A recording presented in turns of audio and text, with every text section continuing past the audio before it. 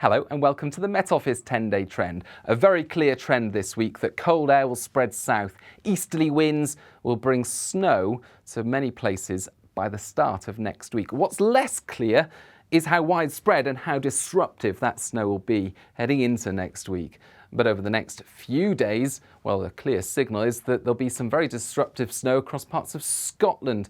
More on that in a moment. Scotland's been in the cold air for much of the year so far. You can see the blue colours there at the time of recording.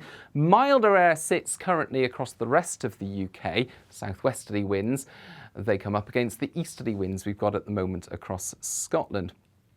And of course, with low pressure close by, there's always some rain or snow in the forecast over the next few days. But what happens heading into the weekend, you can see, is the low pressure sinks south and the easterly winds spread across the whole of the UK to bring much colder weather to southern parts in particular.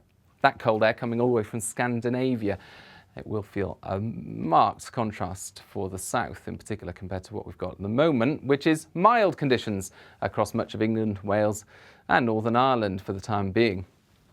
Southwesterly winds and generally, actually on Thursday morning, a fine start to much of southern UK with just some mist and fog patches, otherwise sunny spells. Showers arriving into the south later.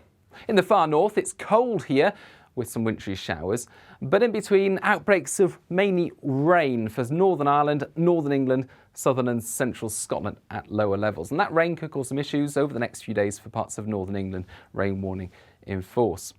But the snow will continue to bring issues across parts of southern and central Scotland over the hills, where it will continue to pile up during the next few days.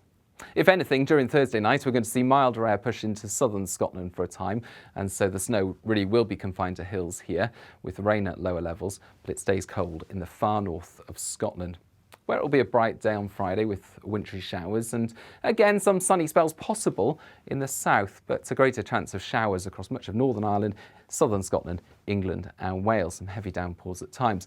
10 degrees in the south on Friday, 2 to 4 further north. Now, at first on Friday, the snow is likely to affect the higher parts of central and eastern Scotland, with rain at lower levels and certainly around coastal areas. But increasingly during Friday and Saturday, the snow over the higher ground will become heavier and more prolonged. An amber warning is in force. Gale force winds accompanying the snow bring dangerous conditions, drifting or blowing snow, blizzards and ice accretion. 20 to 30 centimetres of snow building up over the hills, as much as 50 centimetres in some places. And increasingly, later Friday and Saturday, there'll be some snow at lower levels away from the immediate coast as colder air starts to spread south again. So that cold air confined to the north during much of Friday, and then it begins to sink south. Not desperately cold across many areas at this stage. We're talking closer to average or just below average.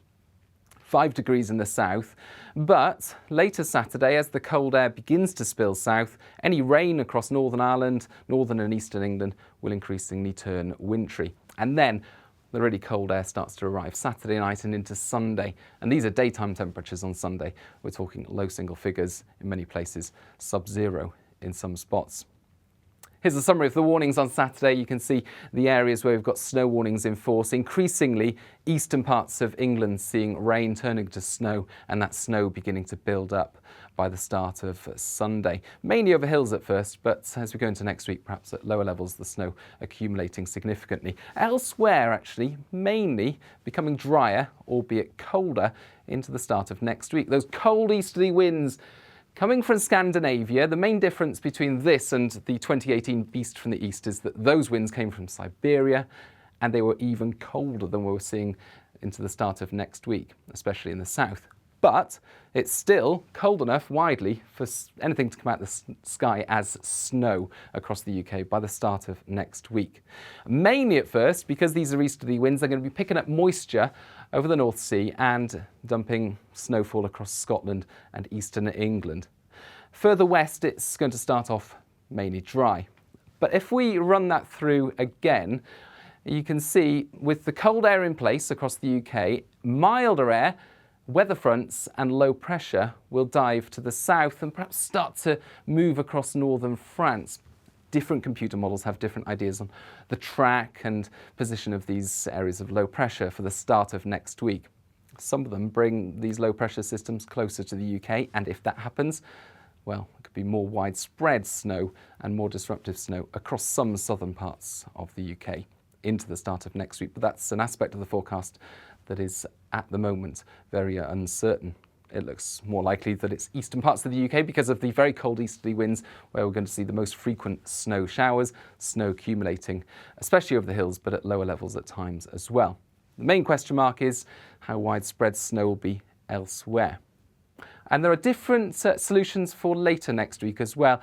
They're not that different from each other. What we've got is a broad, cold easterly wind in place, especially across northern parts of the UK, but areas of low pressure trying to come in from the south or southwest. Now, if this happens, in the boundary, we're likely to see more organised and more widespread disruptive snowfall, perhaps into the southwest, or, depending on the track of these lows, perhaps more across central parts of the UK, allowing milder air to return to the southwest. But if there's a very subtle difference in the track of these lows, for example across northern France, the whole of the UK stays in the cold air, and it's southern and southeastern parts of the UK that could see more widespread snow. So very small differences in the track and location of these lows that are coming in from the south and southwest will make a big difference in terms of how widespread the cold air is and how widespread any more organised snow ends up being. Those kinds of details, of course, we won't know until closer to the event, but there's more than enough winter to get through before then. And of course, check the Met Office warnings on the website and app, and you can follow us on social media for all the latest. Bye-bye.